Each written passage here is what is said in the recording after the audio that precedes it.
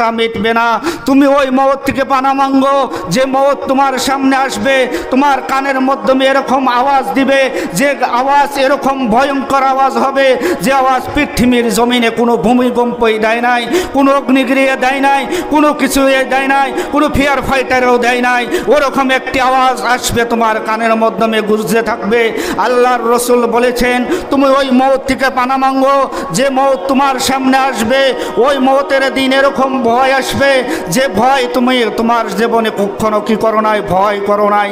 আল্লাহর রসুল সব সময় বলেছেন আমি তো ওই দিনের থেকে পানা চাই যে এরকম দিন আসবে সকালে মানুষ কি থাকবে, মুমিন থাকবে, বিকালে মানুষ কি হবে, কাফের হয়ে মরবে। সকালে কাফের থাকবে, বিকালে মুমিন থাকবে। তার দিলের মাধ্যমে যদি ঈমানটা থাকে, কলেমা লা ইলাহা ইল্লাল্লাহ মুহাম্মাদুর রাসূলুল্লাহ পরে পরে যদি এই দুনিয়ার থেকে আপনি আমি যাইতে পারি, আপনি আমি কি হব, মুমিন হয়ে মরব, তাহলে আমার ঠিকানা কোনে হবে, জান্নাতের মাধ্যমে হবে। কলেমা লা ইলাহা ইল্লাল্লাহ যদি আমাদের কি না হয়, নসিব না হয়, তাহলে আমরা কি হয়ে মরব, আমরা কুফরিল হালাতে মরব। আল্লাহর রসুল বলেছেন তোমরা ওই দিনের থেকে পানা চাও যে দিন কি হবে তোমার জানাজা তোমার ঘরের থেকে বাহির হবে, তোমার লাখো টাকার বালাখানা, তোমার লাখো টাকার কুঠি বাংলা তোমার ঘরের থেকে বাহির হবে। তুমি ওই দিন মৃত্যুর খাটের মাধ্যমে থাকবে, তুমি ওই সময় অনিসহায় হয়ে থাকবে, তুমি ওই সময় বলতে থাকবে দেখো দেখো তোমরা আসো, আমার অবস্থা দেখে নাও, আমি তো আজকে বালাখানা তৈরি করেছিলাম, আমি বিল্ডিং বানিয়েছিলাম, আমি সব কিছু তৈরি করেছি, কিন্তু আমার এই মওত থেকে এইগুলাই আমাকে নাজাত দিতে পারে নাই। আপনি আমি ওই সময় এরকম করে চিৎকার পারলেও কাম আসবে না। মানুষ যখন দুনিয়ার থেকে চলে যায় ওই সময় মানুষ এরকম করে আওয়াজ দিতে থাকে। আপনি আমার নবী বলেছেন যে ওই সময় এরকম একটি দিন আসবে মানুষের মাধ্যমে ঈমান থাকবে না, মানুষ কুটি বাংলা ছাড়ে যাবে, মানুষ মরে যাবে, দুনিয়ার মাধ্যমে বাল বাচ্চা ছাড়ে যাবে, কোটি কোটি টাকার বাংলা ছাড়ে যাবে, ওরকম করে স্টেট ব্যাংকের মাধ্যমে ব্যাংক ব্যালেন্স থাকে যাবে। ওই সময় তার লাখো করোড়ের বস্তু থাকে যাবে, তার সাথে তার ঈমানটাও যাবে না। এরকম বদনসিব মানুষ দুনিয়ার মাধ্যমে আছে।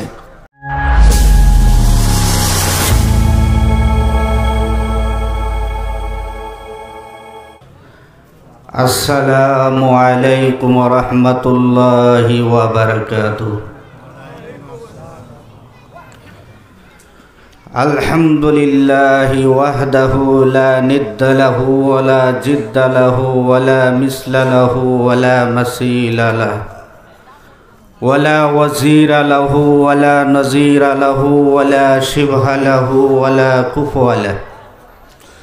আল আহাদুস সামাদুল্লাযী লাম ইয়ালিদ ওয়া লাম ইউলাদ ওয়া লাম ইয়াকুল লাহু কুফুয়ান আহাদ।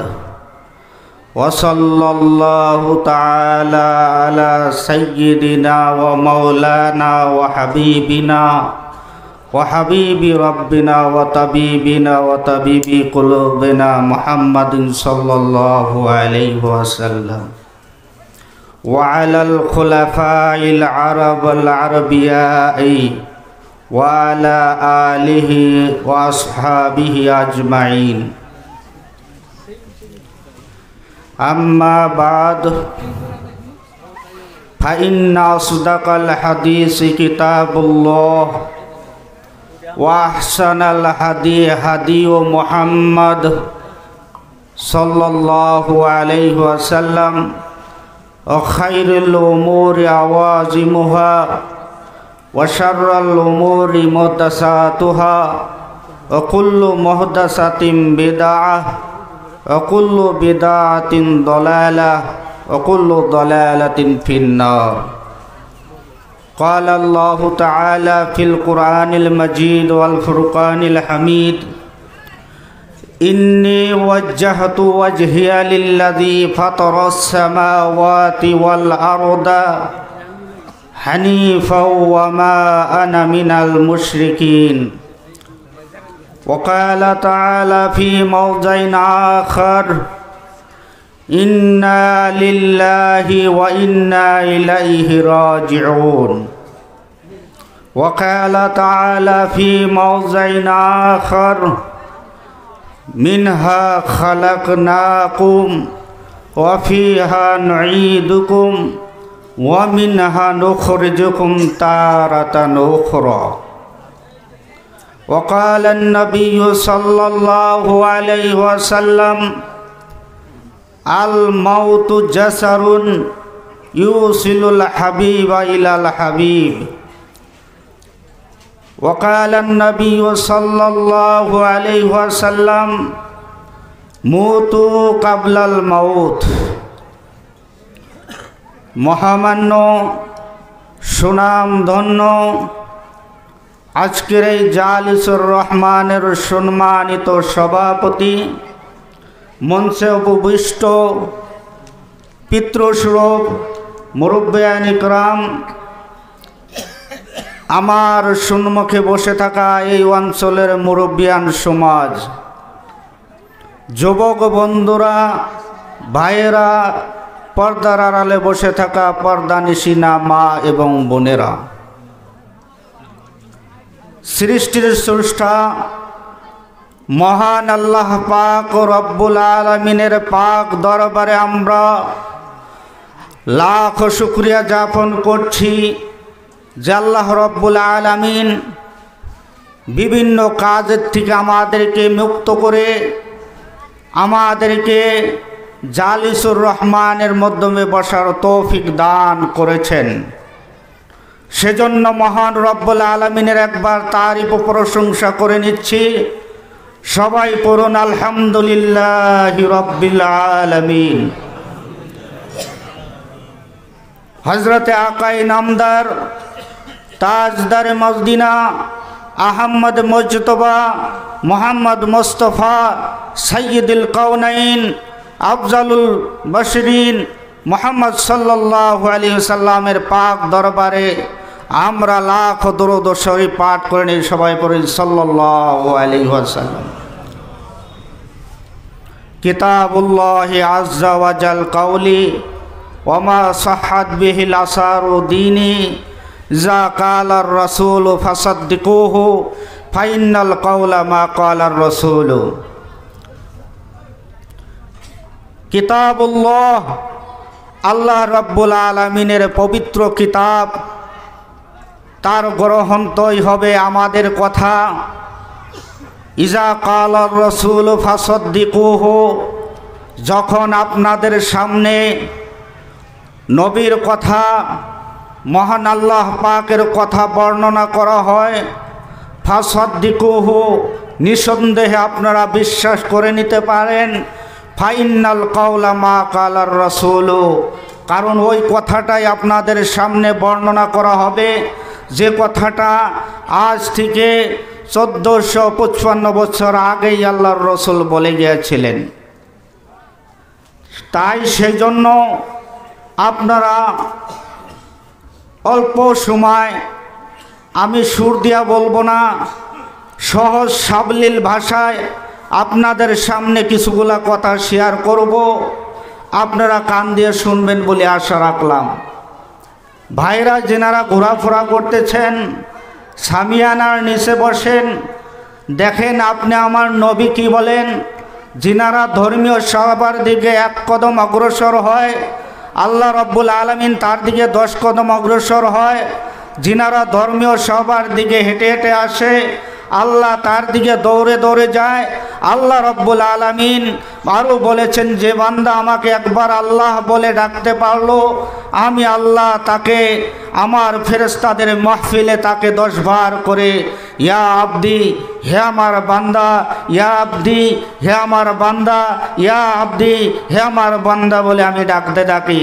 যেনারা সামিয়ানার নিচে না বসে বাহিরে ঘোরাফেরা করেন, আল্লাহর রসুলের ওই হাদিসের মধ্যে আপনি পড়বেন না, যার বিষয়ে আল্লাহ রব্বুল আলামিনের নবী বলেছেন, হাফাথুমুল মালাইকা, সামিয়ানার নিচে যেনারা বসে আল্লাহর ফেরেশতা তাদেরকে ঘুরে রাখে, তাদের চারপাশে বেষ্টনী হয়ে থাকে। নাজালাত আলাইহিমুর রহমা, তার উপরে আল্লাহ রব্বুল আলামিনের তরফ থেকে রহমত নাজিল হয়। নাজালাত আলাইহিমুস সাকিনা, আল্লাহ রব্বুল আলামিনের তরফ থেকে সরাসরি সাকিনা তাদের উপরে নাজিল হয়। বলেন সুবহানাল্লাহ।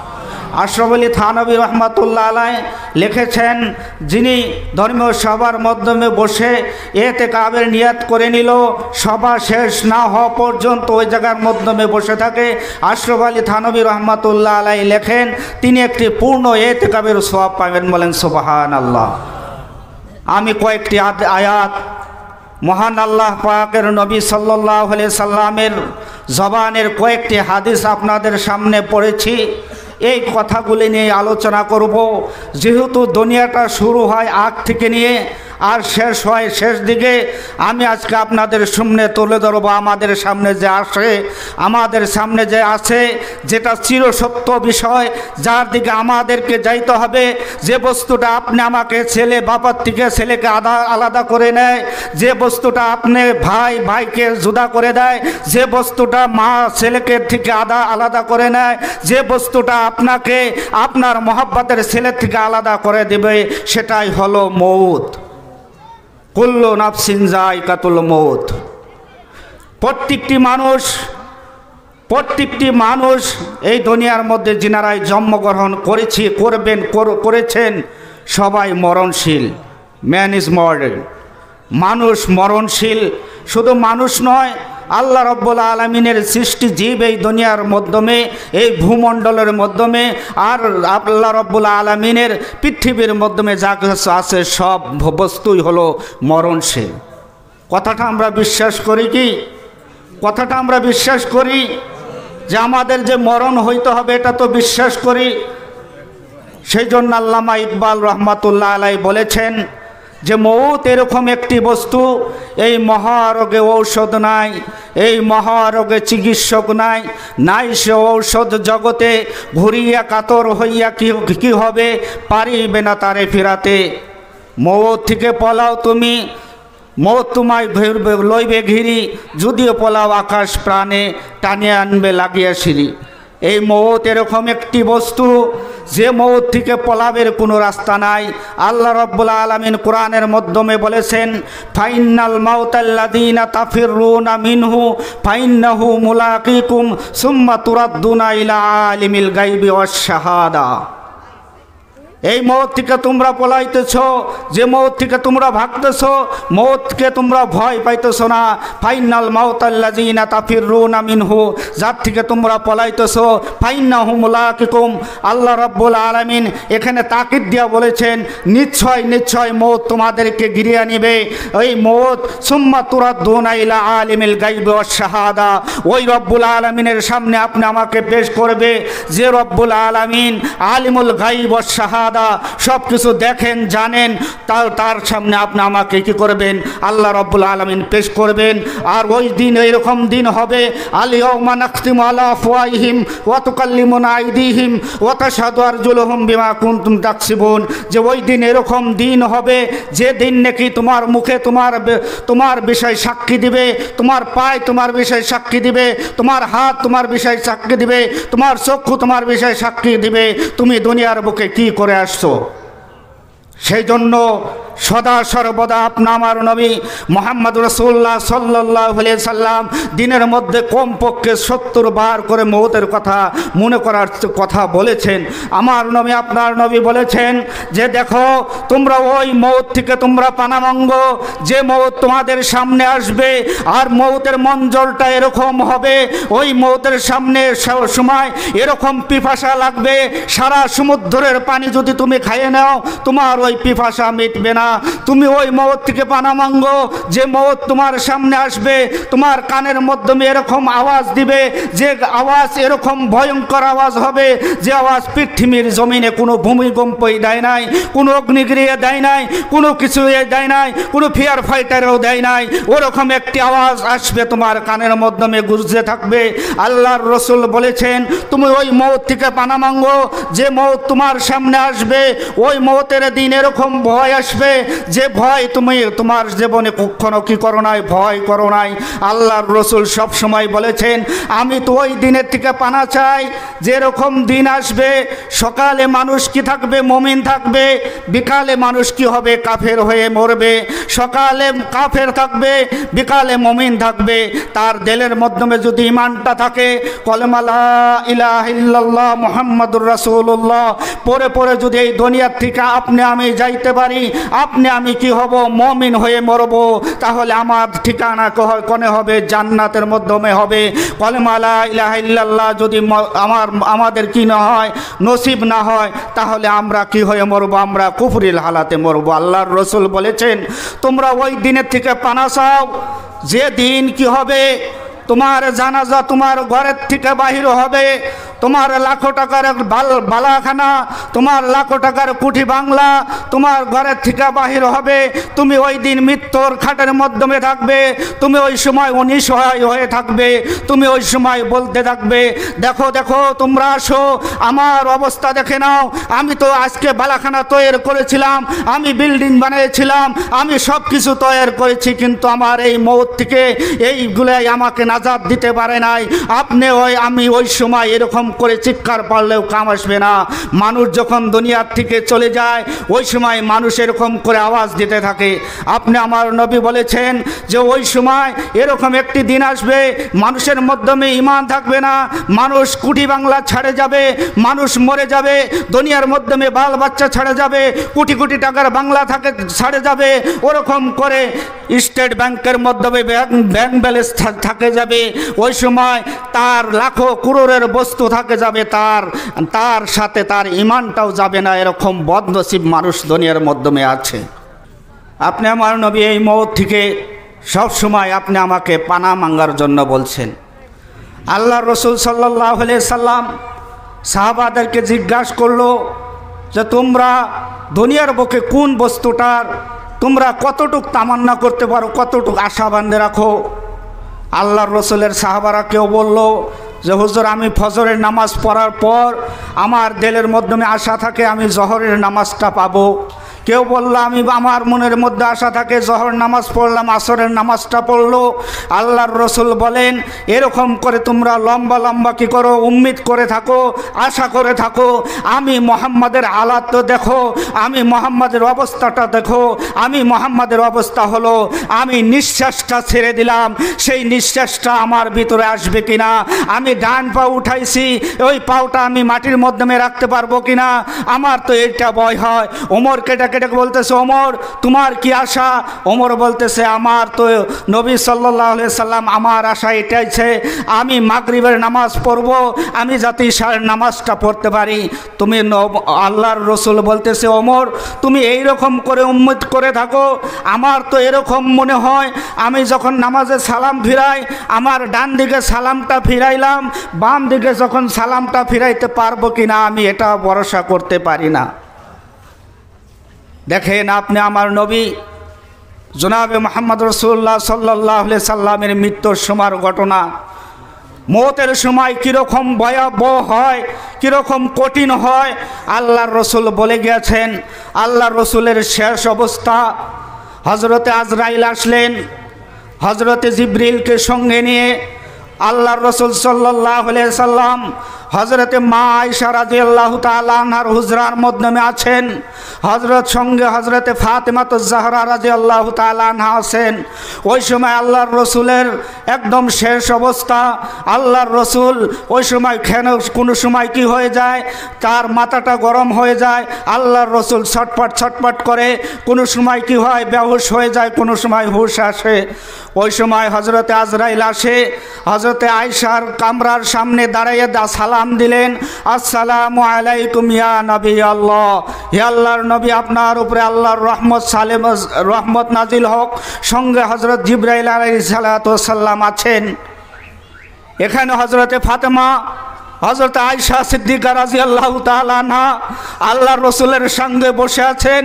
হজরতে ফাতেমা রাদিয়াল্লাহু তাআলা আনহা রেগে গিয়া বললেন যে গাওয়ার তুমি কোন দেহাত থেকে আসছো, তুমি কি এখন জানো না আমার আব্বার অবস্থা ভালো না? আমার আব্বা তো একদম নির্ভীক অবস্থায় আছে, আমার আব্বার অবস্থা শেষ অবস্থা, তুমি এখনও কি সালাম দিতেছো? হযরতে জিবরিল বললেন তাসমাহুলি বিদ্দুখুলি, জিয়া রাসূলুল্লাহ, হে আল্লাহর রাসূল, আমাকে কি ভিতরে যাইতে অনুমতি দেন? ফাতেমা বলতেছে অনুমতি হবে না, আমার আব্বার অবস্থা ভালো না, তোমরা এই টাইমে অনুমতি চাচ্ছ? আল্লাহর রসুল ওই সময় ডাক দিয়া বলতেছে, ফাতেমা ও আয়েশা শুনে রাখো, আমার অবস্থা ভালো নয়, কিন্তু তোমরা তো আজকে ফিরাইতে পারবা না। আজকে তোমার আব্বার কাছে সালাম দিতেছে, তোমার আব্বার কাছে পারমিশন চাইতেছে, এটা তোমার আব্বার জন্য, তোমাদের জন্য গৌরবের বিষয়। কারণ ইনি যে ওই ব্যক্তি আসছেন, যে ব্যক্তি কারো কাছে কোনো দিন পারমিশন নেয় না, কারো কাছে কোনো দিন টিকিট নেয় না, যে ব্যক্তি আসে কাউকে কোন দিন সালাম করে না, যার মৃত্যুর হুকুম হয়, তার জানটা কবজ করে নিয়ে আসে। কিন্তু আমি আল্লাহর হাবিব বলে আমার সম্মানে তিনি আমার পারমিশন নিচ্ছে, তুমি দরজাটা খুলে দাও, ভিতরে আসতে দাও, তুমি একে বাধা দিও না। ইনি তো ওই ব্যক্তি যিনি নিজের ছেলের থেকে বাবাকে আলাদা করে দেয়, ইনি তো ওই ব্যক্তি যিনি নিজের মাকে মেয়ের থেকে আলাদা করে দেয়। ইয়াউমা ইয়াফিরুল মারউ মিন আখি ওয়া উম্মিহি ওয়া আবি ওয়া সাহিবাতিহি ওয়া বানি লিকুল্লি ইমরিইম মিনহুম ইয়াউমাইযিন শানু ইগনি, যে ওই দিন এরকম দিন হবে, ইয়াউমা ইয়াফিরুল মারউ মিন আখি, মানুষ ভাই বাপ থেকে পলাবে, আর ওরকম করে ছেলে বাবার থেকে পলাবে, মা মেয়ের থেকে পালাবে, এরকম একটি অবস্থার দিন হবে। এই মানুষ, এই ব্যক্তি তো ওই ব্যক্তি যিনি সবাইকে এই দুনিয়ার থেকে নিয়ে যায়, জান কবজ করে নিয়ে যায়। সুতরাং হে ফাতেমা, তুমি একে বাধা দিও না, আমার অসরে আসতে দাও। হযরত নবী আলাইহিস সালাতু ওয়াস সালামের সাকরাতের হালাত মানে এই আঁঠু পর্যন্ত, মানুষের রগের থেকে যখন জানটা বাহির হয় মানুষের শরীর থেকে, 360টি শিরা উপশিরার থেকে তার রুহুটা কবজ হইতে থাকে। লাহে লাহে মানুষ কি হয়, নিস্তব্ধ হইতে থাকে, পাওটা অবশ হয়ে যায়। গিরো পর্যন্ত যখন আসে গেছে, আল্লাহর রসুল সাল্লাল্লাহু আলাইহি সাল্লামের মাথা গামে গেছে। হযরত আয়েশা রাদিয়াল্লাহু তাআলা আনহাকে ডেকে ডেকে বলতেছে, আয়েশা আমার জন্য এক মশ একটা থালার মাধ্যমে পানি আনো, আমার মাথাটা গরম হয়ে যাচ্ছে। হযরতে আয়েশা পানি এনে দিলেন। ওই সময় আল্লাহর রসুলের হুঁশ আসে গেল, আর বলতেছে, হে আয়েশা তুমি জানিয়ে রাখো, তুমি জানিয়ে রাখো, মৌতের সময় এরকম কষ্ট হয়, এরকম কষ্ট হয় যেটা আমি বুঝাইতে পারবো না। আমার দুনিয়ার মাধ্যমে এত কষ্ট আর কোনো দিন হয় নাই। আর তাইফের ময়দানে আমি গিয়েছিলাম, ওই জায়গার মানুষরা আমাকে পাথর দেয়া লাহান করেছিল, কিন্তু আমি অত কষ্ট পাই নাই। কিন্তু আজকে যেটা আমার কষ্ট মনে হইতেছে। আর ওই সময় হযরত আজরাইলকে আমার নবী জনাবে মুহাম্মদ রাসূলুল্লাহ সাল্লাল্লাহু আলাইহি সাল্লাম ডেকে ডেকে বলতেছে, নবী গো, আপনি আমার নবী মুহাম্মদ সাল্লাল্লাহু আলাইহি সাল্লাম আজরাইলকে ডেকে ডেকে বলতেছে, আজরাইল তুমি কি এরকম করে এই মানুষের জানটা কবজ করো? আমার তো অনেক কষ্ট হইতেছে, আমার অনেক কষ্ট হয়। আল্লাহর রসুলের কথা শুনে জিবরিল বললেন, হে আল্লাহর রসুল, আমার কি তাকত আছে, আমার কি এরকম ক্ষমতা আছে আমি আপনাকে কষ্ট দিতে পারি? আমি তো শুধু আল্লাহর হুকুম পালন করতে আসছি, আমি তো শুধু আল্লাহর হুকুম পালন করতে আসছি। নবী গো, এরকম করে বলবেন না, আমি আপনাকে কষ্ট দেই নাই। আল্লাহর রসুল ওই সময় কেন্দ্রে দিয়ে বলল, হে আজরাইল, আমার সারা উম্মতের হালাত কি এরকমই হবে? ওদের কি এরকম কষ্ট হবে মৌতের টাইমে? আল্লাহর রসুলের কথা শুনে আজরাইল জবাব দিল, হ্যাঁ, মৌতের সময় কষ্ট হবে। আপনি আমার নবী জনাবে মুহাম্মদ রাসূলুল্লাহ সাল্লাল্লাহু আলাইহি সাল্লাম ওই সময় বললেন যে, আজরাইল শুনে রাখো, আমার উম্মতের যত কষ্ট হবে, যত কষ্ট হবে, তুমি সব কষ্ট আমার ওজরে দিয়ে দাও, আমার রুহের মাধ্যমে দিয়ে দাও, তবু আমার উম্মতকে কষ্ট দিও না, তবু আমার উম্মতকে কষ্ট দিও না। আমার উম্মতরা এই মওতের কষ্টটা সহ্য করতে পারবে না, এই মওতের কষ্টটা সহ্য করতে পারবে না। মওত যখন আপনি আমার সামনে আসে যায়, এরকম করে জানটা যায়, আল্লাহর রসুল বারবার হুঁশিয়ার করে দিয়ে গেছেন, দেখো মওত তোমাকে কখনো ছাড়বে না, তোমরা মওত থেকে সবসময় পানা মাঙ্গিও, মওত থেকে সবসময় পানা মাঙ্গিও, মওত থেকে সবসময় পানা মাঙ্গিও। আপনি আমার নবী হজরতে জিবরিল আমিন যখন সঙ্গে আসছেন, নবীকে বলতেছেন, নবী গো, আপনার লাশটা কোথায় নিয়ে যাব, কোথায় আপনার কবর তৈরি করব, আপনি একবার বলে দিন। আর যতেন রাসূলুল্লাহ সাল্লাল্লাহু আলাইহি সাল্লাম বলতেছেন, আমার লাশটা কোথায় নিয়ে যাইতে হবে না, আমার লাশটা যদি তুমি আরশে নিয়ে যাও তাহলে কি হবে আমার আবু বকরের, কি হবে আমার ওমরের, কি হবে আমার আবু হুরায়রা রাদিয়াল্লাহু তাআলা আনহুর, কি হবে আমার সোহাইবের, কি হবে আমার বিল্লালের, কি হবে আমার উম্মতের। সেজন্য আমার লাশটা কোথায় নিতে হবে না, আমার লাশটা মদিনার জমিনে রেখে দাও। ওই সময় ব্যবস্থা করে আল্লাহর রসুলের কবর আজ যাবৎ মদিনার জমিনের মাধ্যমে দোলামাখা মাটিতে রয়েছেন। বন্ধুরা আমার, নবী সাল্লাল্লাহু আলাইহি সাল্লামের সাকরাতের অবস্থা, নবী সাল্লাল্লাহু আলাইহি সাল্লাম আয়েশার বুকের মাধ্যমে মাথা দিয়ে শুয়ে আল্লাহুম্মা রফিকুল আলা, আল্লাহুম্মা রফিকুল আলা বলে দুনিয়ার থেকে চলে গেলেন। তার ওই সময় সাহাবাদের মাধ্যমে হুলকুল অবস্থা রেখে গেলেন। তেনারা বললেন যে নবী সাল্লাল্লাহু আলাইহি সাল্লাম মারা গেছেন।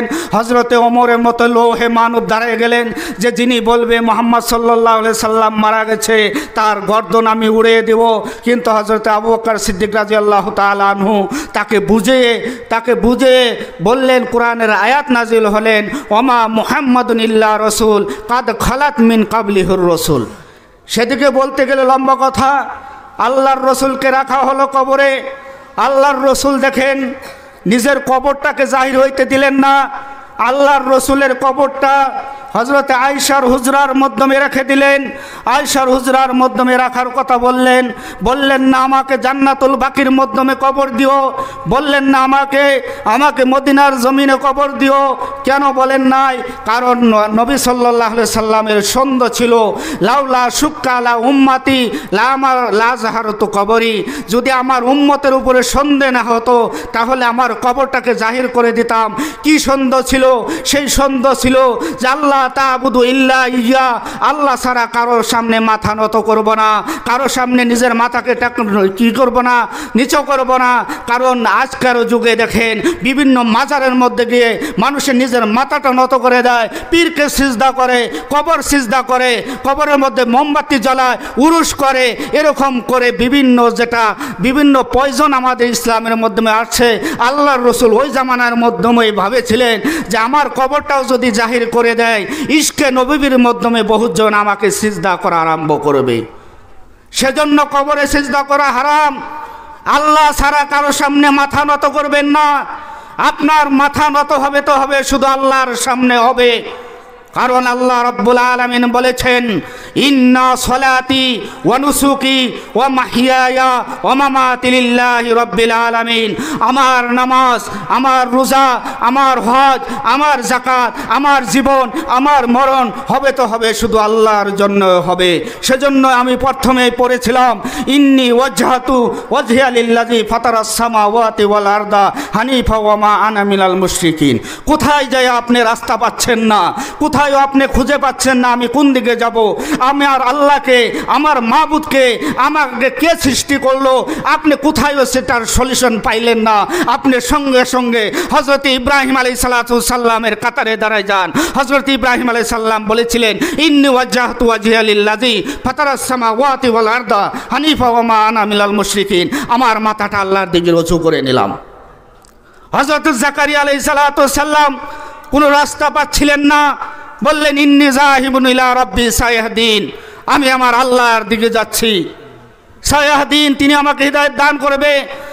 আমি তো দুনিয়ার থেকে যাই, মসজিদের মাধ্যমে এলান হয় অমুক দিন মারা গেছে, অমুক সময় তার জানাজার নামাজ আরম্ভ হবে।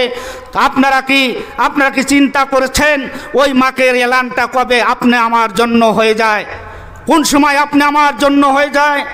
ওই মাকের আওয়াজে কতজনের এলান আসলো, কত কবরের এলান আসলো।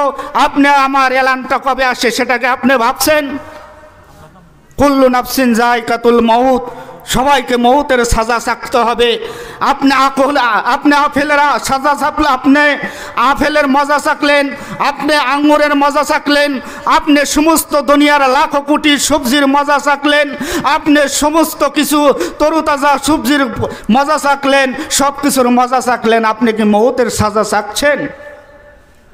হযরত ঈসা আলাইহিস সালামের জামানায় কিছুগুলা মানুষ জিজ্ঞাসা করলো ঈসা তুমি তো মানুষকে জিন্দা করতে পারো, তবে আমাকে একটা মানুষ জিন্দা করে দেখাও না।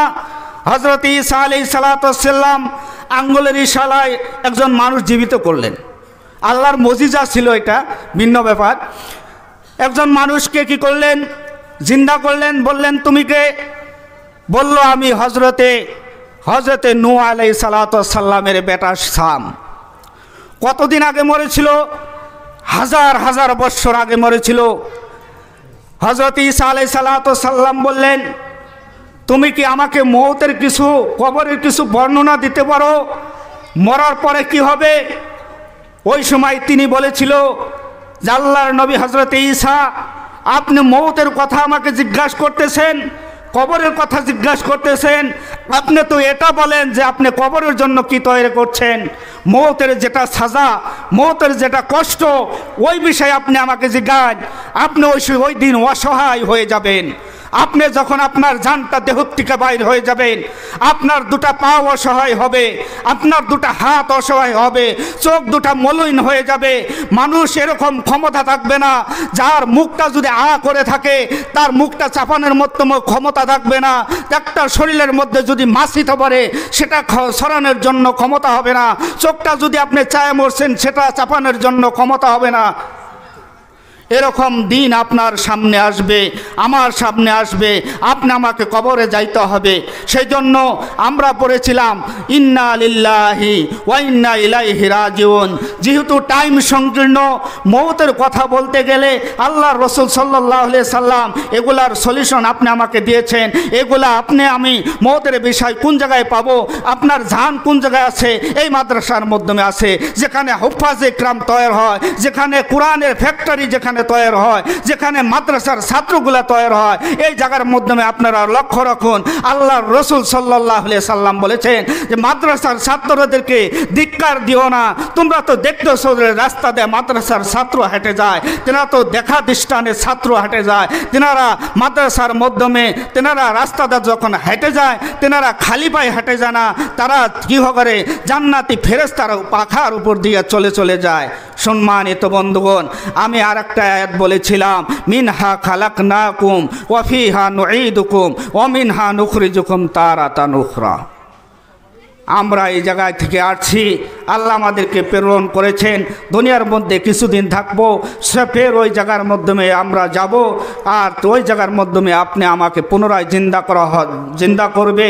সেজন্য আর দুনিয়া মাজরাতুল আখিরা, দুনিয়াটা হলো আখিরাতের একটি খেতি।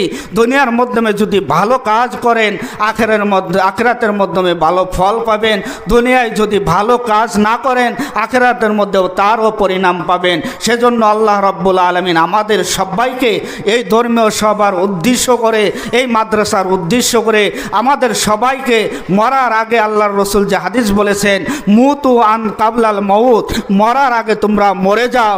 অর্থাৎ মউতের কি করো, তোমরা তৈরি করো, মউতের জন্য প্রস্তুতি নাও। এই মরার আগে আমাদেরকে আল্লাহ রাব্বুল আলামিন মরার তৈরি হওয়ার তৌফিক দান করুক, সেই আশা রাখে আমি আমার বক্তব্য শেষ করলাম। যেহেতু টাইম নাই, ওমা আলাইনা ইল্লাল বালাগ ওমা তাওফিকি ইল্লা বিল্লাহি রাব্বিল আলামিন।